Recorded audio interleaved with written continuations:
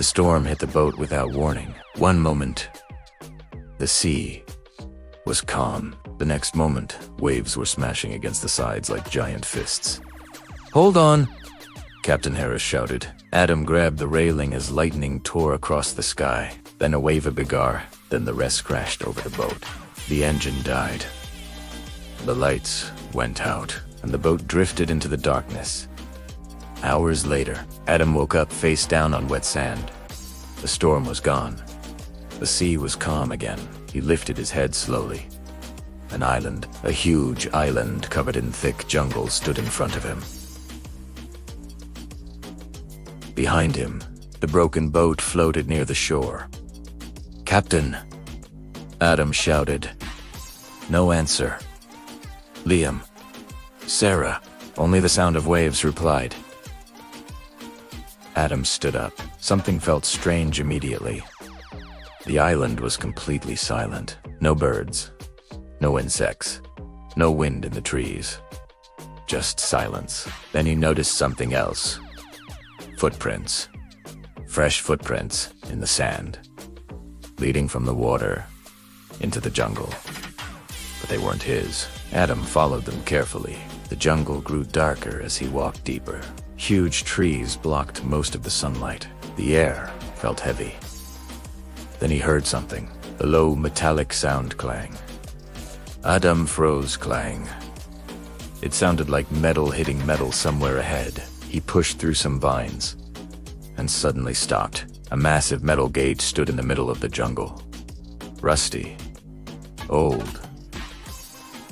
But still standing, and carved into the metal were 3 words. "Do not enter." Adam laughed nervously. Great, that's not suspicious at all. But the gate was already open, slightly, like someone had walked through recently. Adam hesitated. Then curiosity won. He pushed the gate open. Screech. The sound echoed through the jungle. Beyond the gate was a narrow path, and at the end of the path, something unbelievable. An enormous, abandoned facility. Concrete buildings. Watchtowers.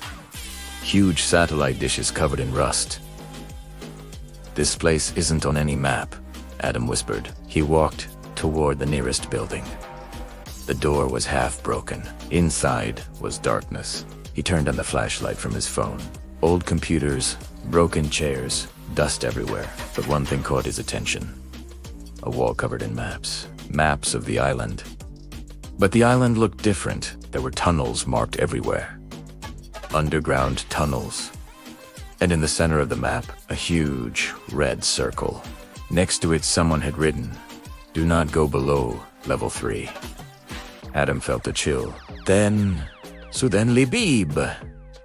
Adam jumped. One of the computers behind him turned on by itself. The screen flickered. Green letters appeared slowly. "Welcome back." Adam stepped closer. "What?" More words appeared. Subject 17 returned. Adam shook his head. "No. Wrong person." The computer beeped again. Identity confirmed. Adam's heart started beating faster. How would it know me? Then the lights in the room flickered on. Dust flew everywhere. And a loud mechanical voice echoed through the building. "Security system activated." Adam backed toward the door. "Yeah. I'm leaving." But the door slammed shut. Bang. Locked. Adam ran to it and pulled the handle. Nothing. Then footsteps echoed above him. Heavy. Metallic. Something was walking on the floor above, but the building was supposed to be abandoned. The computer beeped again. "The Guardian is awake." Adam slowly turned toward the stairs leading upstairs. The footsteps stopped. Silence. Then thud. Something jumped from the second floor. The ground shook. Adam's flashlight trembled in his hand. A shadow moved in the darkness. Tall. Too tall to be human. Metal plates. Glowing red eyes. A machine. A giant security robot. The voice returned. Escape attempt detected.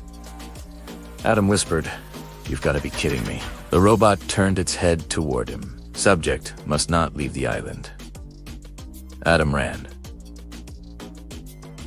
The robot charged after him, metal feet smashing the floor.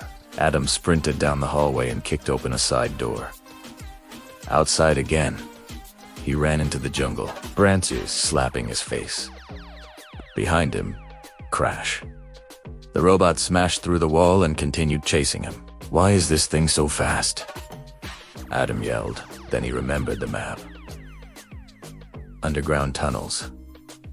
If he could find one, he spotted a metal hatch half hidden under leaves. Adam ripped it open and jumped inside. He slammed the hatch shut above him. Darkness. The tunnel smelled old and wet. For a moment, silence. Then above him, boom. The robot landed on the hatch. Metal groaned. It was trying to break through. Adam grabbed his phone, flashlight, and ran deeper into the tunnel. The tunnel split into two paths. Left or right. Then something strange caught his eye on the wall. Words scratched into the concrete. "If you found this, run." Adam whispered, "Run." From what? Then the entire tunnel shook. From deep below the island, a roar echoed through the darkness.